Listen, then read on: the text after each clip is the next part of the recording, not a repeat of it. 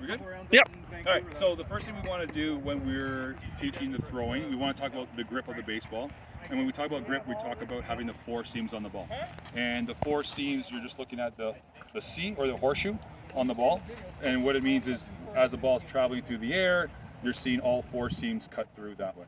So when we're having the kids hold the ball, and it helps with just accuracy. It's the most accurate way of holding the ball to throw the ball. Making sure the pads of our fingers are actually on the seams, okay, so that they feel it. So when they release the ball, it actually comes off that seam that way. And your thumb, we talk about the thumb, so if it's 2 fingers, or depending on how the size of the kid's hands, 3 fingers, and the thumb we want on the bottom.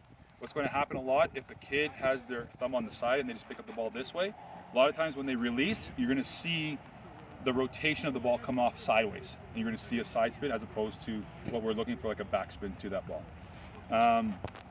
Now, when we get into just like the basic throwing stance mechanics here, I call it the power set position, where the kids are athletic position, nice and wide, knees are bent, and we're going to start with the ball in our glove, and I call this position number 1. And then when I go to position number 2, we call it separation, where we want to get to the T position. So what we do is we separate our hands and we bring our thumbs, think about bringing our thumbs down through our hips and out to this T position. Okay, so ball in the glove, eyes are on target looking forward, and that T position, position number 2, I'll say position number 2, and they separate, they bring the hands down and out. Now, when we bring our hands out into this T position, we do not want straight arms, never want straight arms, we want to have a bend. Okay, so if I'm to the side here, I've got a bend in that front arm, and my back arm, there's a bend in that arm. That back arm, when I bring the ball back, the ball is going to be facing backwards, a little bit backwards, right? We don't want the ball facing forward where we're going to push the ball. I talked about it being like feeding the dragon.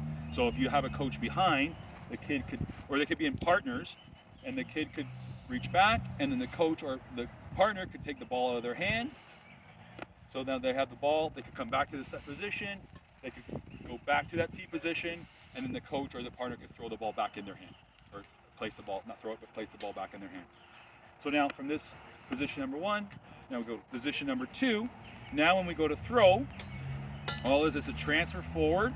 So my glove, I want to pull that glove, now pull that glove to my armpit, to my chest, and as I come around, my hips are going to turn, my back foot turns, and I want to release the ball. We talk about release point being out in front of our nose.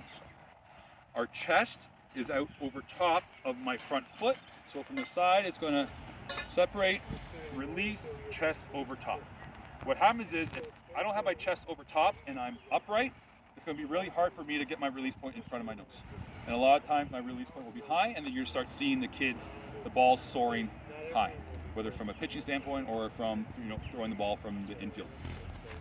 And then my finish, so position number 1, 2, and I throw, my finish is release, and as I release, my arm comes across my body to my opposite hip. And that's where I'm finishing, on my opposite hip. And then with my follow through, I'll come through and then I fall through. When I go shuffle, and when I get to that shuffle step, my hands separate, and then I could throw. And then one motion is going to look like this. So shuffle, we start here, shuffle, back, and finish off that way. Take that triangle. If I take that ball, so I'll be able to, I'm trying to get a good angle for everybody here. You okay? Pardon me? Okay, so let's switch. Sorry, guys. No, it's okay. No. Is everybody okay? Yeah, we're okay? See? So that ground ball, if I want to take that, this is the ground ball that's hit right at me, I want to feel that ball in the middle of my body, and I attack that ground ball straight at it. Watch what's going to happen. Okay, Anthony, you're directly in front. I attack that ground ball straight at me. Where's that ball now in relation to my body? Is it in the middle, right side, or left side? It's slightly over to your throwing hand. My throwing hand, my right side. Okay? So, and that's where, as players, we get handcuffed. Okay, we talk about getting handcuffed on the ball. And and the reason why it ends up being on my right side, because if I attack it straight on, when we talk about our footwork getting to that ground ball, it's going to be right, left when we plant. So everybody just stand in position. I want you to take a few steps in. Now, visualize the ball in front, and I want you to get to that ball and break down to the ball to field that ball. Okay? We'll have a line where our toes are in line with one another. Okay? You're gonna get some kids that are gonna be starting, you know, you get kids that have the open stance here. You might have that closed stance over here. If we could try to get them all, especially the younger ones, some of the older ones may have already established that, but if you could emphasize even with the older ones, where they're in line, they're balanced. Now, if they are stubborn and they want to stay out here, and it doesn't matter, any of the big leaguers, anybody that you see hit, and they have all these funky stances, you watch them, once they get into that low, into that hitting position, they all get back to that same spot. Right? Who was it? Was it Bautista that had that stance out here, the Jays had back in the day? He was out here, but as soon as that pitch was coming in, the timing, boom, he got back to that spot right in there. Okay? So, feet shoulder width apart, knees are bent. Weight distribution. All right? Ideally, if you want it on your back foot, you know, we'll say like a 60-40 weight distribution. Right? A little bit more weight on that back foot, so that it will help us with our transfer, with our weight transfer afterwards. Hands. Okay? Talk about the bat and holding the bat. Who's ever heard of the axe bat? Has anybody heard of that axe bat? It came out a few years ago. So the axe bat was designed, developed, so the handle was like the handle shape of an axe. If you've ever swung an axe, right? It's not round. It's got like that oval egg shape to it. Where for the axe, it naturally, when you hold that axe, you're going to chop down, you're holding it over top, your knuckles line up, these knuckles here line up, and you come down, and we're strong because our wrists are now in line, right? So axe bats, they came out, and it was a great thing for the younger kids, especially, where it forced them to line, for their grip, to line their hands up so that these knuckles, the knuckles that you use, knock on your head, hello, knock on the door, right? We're using these knuckles, and we're lining those knuckles up, right? In the grip right in here. Hands, I know there's, you know, some people say, get the elbow up. Obviously, you see a lot of the big leaguers, some of the guys are up, jacked up here. With that elbow up here, if we stress the elbow up, you're tense. Okay, so naturally to have that elbow up, put your elbow up. That's not relaxed. If you got that elbow up, jacked up, it's not relaxed, right? Natural position, just relax your arms. Here, your elbows, I'm not saying your elbow's going to be dropped down, but I'm not saying it's got to be stiff across here, right? Because if you got that stiff elbow back here, when I go to swing here, in order to be here, I got to drop. And I'm sorry, ladies and gents, this launch angle stuff, we're not teaching these kids launch angle. Okay, we're not teaching these kids launch angle at 6-7 year house league right now. Right? They're not strong enough, skilled enough for this launch angle. And that's all you hear talking about. Launch angle, right? These guys can hit the ball 450 feet, 500 feet. No problem with this launch angle. Okay? So, hands are up. Let's start thinking about our hands by our ears. Height-wise, top of the strike zone. Right? If we drop the hands down here, now we get a pitch up in the strike zone. They can't catch up to it, or they're going to just get underneath the ball. Right? So we want to think about keeping the hands, you know, shoulder height up top. The angle of the bat. So if I got a catcher here, I want the nub of the bat down to the catcher's mitt. Here. Not straight up this way. Right? And by having that nub of the bat going to the catcher's mitt, the bat is wrapped a little bit. Okay? So now when I go to swing, I want to cock back, I'm going to load, and then my swing is going to bring me through the zone here. I'm already in that position. If I've got my bat straight up here, I've got nothing. Right? I lose that power. Okay, so shoulder width apart, knees bent, hands are up, eyes, chin on that front shoulder. Here. Your eyes have to be, both eyes need to be looking at the pitcher. This here, hunched over like this, close the one eye, hunched over like this, you're not seeing that ball, you're not seeing that pitcher with both eyes. Right? Especially for the younger kids, right? Hunch over like this. They got the helmets, and a lot of the kids will have that, you know, side piece now, or the mask. You start losing that visibility. Right? So it's your name, sorry. Bernard. Bernard. Yeah. Bernard, pitcher right there. My head is right on the pitcher, looking forward. Here, my stance. Where's my chin? On that left shoulder. Okay, as a lefty, so it's going to be the opposite. Here, nice and relaxed. Okay. Talk about having and reach over comfortably to touch the outside part of the plate. That's a good position to be in. Okay. You know, one of the hardest transitions for kids and coaches when they come from rookie ball, pitching machine, right? So what do we do as coaches? We back them away for the plate so that their swing, their barrel is down the middle where the ball's coming off the pitching machine, because we want them to hit the ball and be successful. And then the next year they go to pitching and they're standing off the plate, and that ball is not now coming down the middle every single pitch, and they're staying off the plate. So get them in a good position where they can reach outside, so they can cover the outside part of the plate. As far as front to back, that's going to vary depending on, you know, as who's pitching. If you're at the level where there's pitchers throwing, you know, if you know there's a hard throw, then you have the kids stand back a little bit, right? For the pitching machine, I mean, you're as coaches, we're configuring our pitching machine to somewhat cross the plate at a certain height. I guess rule of thumb would be line up that front foot with the front part of the plate. Would be the easiest way to get them started.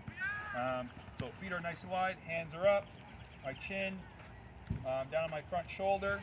Now, our load, it's going to be hard, especially for the kids to understand the load, but if we understand our load is when the pitch is coming in, it's getting into that load position, or getting cocked back, ready to swing. Okay?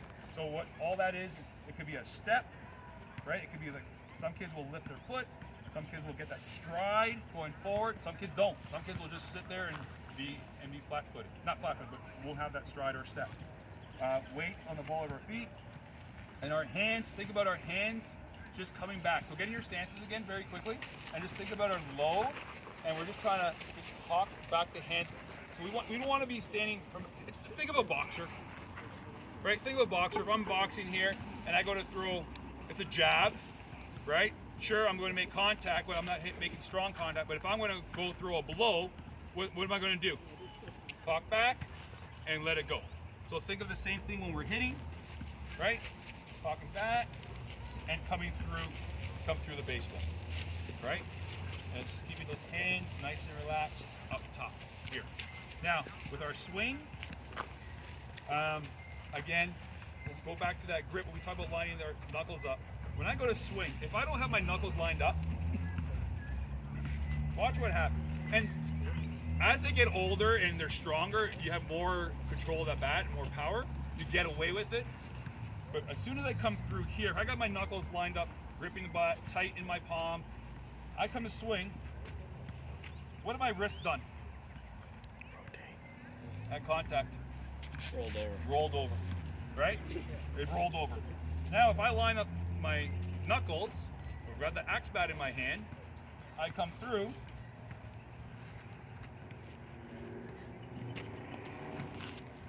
I'm coming through the ball, and my wrists don't roll over. And if someone wants to come up, I could show you, they could demonstrate in the bucket, so you just step away from the plate. Step away, you fly yourself open. Your shoulders fly, your hips fly, everything flies. Step in, so you're diving in, so you step inwards. Try to rotate the back foot. Feel your hips. You feel tightness in those hips? A little bit more so. Okay. Now, in your stance, stride forward. Now rotate that back foot. And now, maybe you've heard this, and that back foot, we talk about, especially with the younger kids, as they get older, you want to try, maybe if you're away from it, what we call squishing the bug. Have you heard that one before? Right? How many times I say it, my coaches joke around, Mike, if you got $1 every time you said squish the bug, I retired from teaching, just focus on baseball, right? But the whole thing there is having that back foot rotate, we call it squishing the bug, having that back foot rotate to clear the hips to generate that power to go forward that way, okay? And if it's a matter of, for the younger kids to understand that, foot goes down and you squish that bug, and it's to rotate. And one thing that you could do to, can I see your water bottle? Place that water bottle, so that's, you know, the pitcher's mound over there, and you can do it without a bat. If you're working on kids that don't rotate, it's all upper body swings, and they sit here and they swing like that. One way they could practice to help them out, get that muscle memory, and to actually see what they're doing, place that water ball beside their toe. Matt, do I have your permission to knock it over? Yes? So I'm here, and now I'm just going to work on there. Now I've seen it, I felt it, I'm forcing myself to rotate that back foot. Simple plastic water ball does the trick. Right? Pop it back up. Sorry, Matt, I'll dust it off afterwards. Same thing. Boom, rotate. I feel bad for knocking over, but rotate and knocking with your heel, knocking that water bottle over. Okay, and that's something to help, but almost like a 45-degree angle with that front foot. Naturally, as we turn, that front foot's going to turn a little bit with it. Okay, and making sure when we land on that front foot, you're not landing on your heel. You land on the heel, that's causing the kids to spin off that way. Is the landing on the front heel that way. So think about landing on the ball of your foot. Right? And that front leg, it has to be firm. So as soon as a kid lunges or gets that front leg buckles, we're in trouble. Because where's all the weight now? Forward. Right? So we don't want to be swinging, lunging forward and swinging up top, because you lose complete power. So that load or that stride, you're landing on the ball of your foot, and as you rotate, you want to be firm with it. Not necessarily locking it complete straight, but firm with it where you're not buckling forward with it. Yeah? The only advanced hitters roll their front ankle. Sorry? The only advanced hitters roll their front ankle. Well, some guys will do because they're rotating. So their front ankle, if they're rolling, if you're seeing them roll their ankle, right, it's because their hips are flying so far, like the torque is going. Most pros do that. Yeah, but they're not spinning.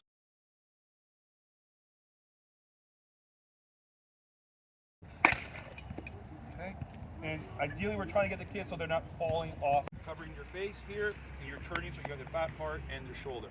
Now, these kids are shoulder position-wise, so you don't want to hurt yourself. I've been hit once in my years. I'm not going to, I just tricked myself. Not necessarily my fault. It went off the end of the bat. But you want to, obviously, if you're standing with the net or by a string, you want to be off to the side. Okay? You don't want to be directly in front. That's hard for them to hit the ball. You still want that ball to come sort of from the front for them. Drop down to your knee or on a chair. Okay? Standing up here is not going to be beneficial when you go toss that ball to the kid. So if you drop to your knee, or if you're on a bucket, you're sitting on a bucket. Okay? So all it is, I'm now aiming. Oh, we're not going to swim. All right, so Ryan's going to be in the stance. Okay, he's going to have his hands up. I start with the ball up in this position here because it's all about timing and rhythm, right, for the batter as well. And my tosses are all, I'm going to have the same rhythm each time I toss it. I'm not going to go this speed here and the next one speed it up. I'm not going to do that, especially with the younger kids. You want to keep everything to keep that rhythm going. So I'm going to be up top here, and I'm aiming for Ryan's front hip. Okay, I'm aiming for his front hip. If I throw it his back hip, I'm in trouble, right, as a coach, because the barrel's going to drag back, and there's a chance I get hit. So I'm aiming for that front hip, and it's just a firm toss to that front hip. I don't want to loop it up, down here, okay? So it's just a firm toss. So it's up, down, so that's, when I bring it down, he's going to load, into that front hip. Okay, and then the swing comes, boom, he stops, and then he tosses, Ryan tosses, and I come through. So you could actually break